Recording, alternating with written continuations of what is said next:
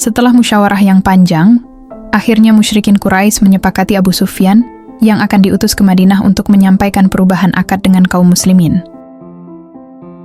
Sampai di kota tersebut, Abu Sufyan bingung siapa yang akan ia temui di kota ini. Kemudian ia mengingat punya seorang putri yang tinggal di sini sekaligus istrinya Rasulullah sendiri, yaitu Ummu Habibah. Ia pun mendatangi rumah putrinya dengan harapan bisa membantunya mendapatkan informasi terkait berita apa yang sudah sampai di Madinah. Karena kesetiaannya pada Rasulullah dan agamanya, bahkan ayahnya sendiri tidak diberitahu apapun oleh Ummu Habibah. Karena tidak mendapatkan informasi apapun, Abu Sufyan meninggalkan putrinya dan memutuskan langsung menuju masjid tempat Rasulullah dan para sahabat berkumpul. Sesampai di masjid, Abu Sufyan duduk di hadapan Rasulullah.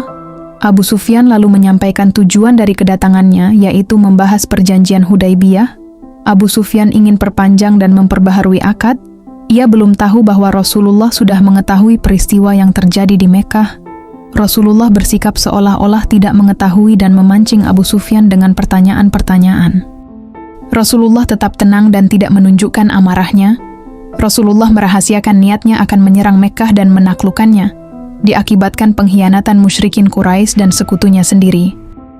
Setelah bercakap-cakap dengan Rasulullah, Abu Sufyan melihat Rasulullah tidak menunjukkan reaksi apapun terkait peristiwa penyerangan sekutu muslimin atau pengkhianatan yang dilakukan terhadap perjanjian Hudaibiyah.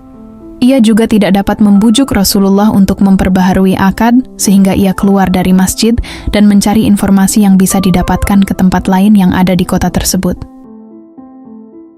Abu Sufyan mendatangi sahabat Rasulullah terdekat, Abu Bakar, Umar bin Khattab, Ali bin Abi Thalib, bahkan ke Fatimah, dan Utsman bin Affan. Abu Sufyan menyampaikan niatnya untuk mereka bisa membantu membujuk Rasulullah memperbaharui akad dan memperpanjangnya. Tapi tidak ada satupun yang bisa membantu. Mereka menyampaikan bahwa tidak ada yang berani menentang apa yang sudah ditetapkan Rasulullah, kecuali Rasulullah itu sendiri. Karena tidak ada satupun yang mau membantu, Abu Sufyan kembali kepada Ali untuk meminta pendapat. Apa yang harus dilakukan terkait perjanjian musyrikin Quraisy dan kaum muslimin? Ali bin Abi Thalib sempat menyinggung pengkhianatan musyrikin Quraisy terkait akad. Mendengar itu, Abu Sufyan menjadi faham bahwa kaum muslimin tahu peristiwa yang terjadi. Ali lalu memberi saran untuk Abu Sufyan masuk masjid dan memperbaharui sendiri akad tersebut. Karena dalam keadaan bingung dan sudah tidak tahu apa yang harus dilakukan, ia pun melakukan saran tersebut.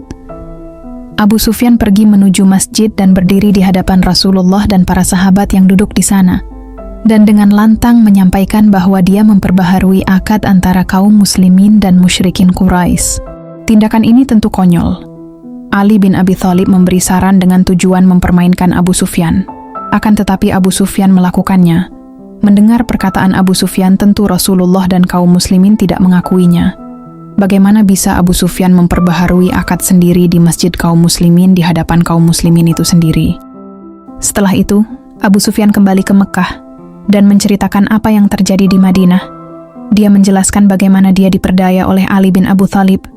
Para pemuka Quraisy menjadi marah dan merasa dipermalukan. Bagaimana bisa Abu Sufyan, seorang petinggi Quraisy, dipermainkan Ali yang bahkan umurnya jauh lebih muda dari Abu Sufyan? Di sisi lain, kaum muslimin sudah diberitahu akan berperang, dan mereka diperintah untuk mempersiapkan diri meski tidak diberitahu kemana mereka akan berperang.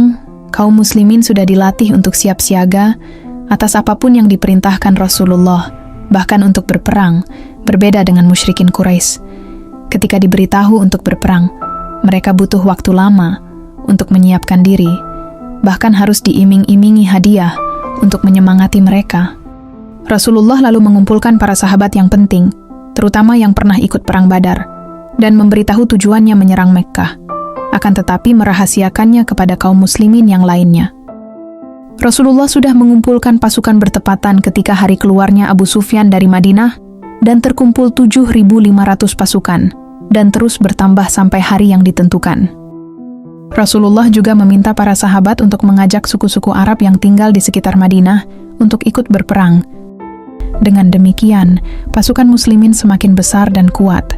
Suku-suku Arab yang bergabung membawa pasukan mereka sendiri, sehingga jumlah pasukan muslimin mencapai puluhan ribu orang.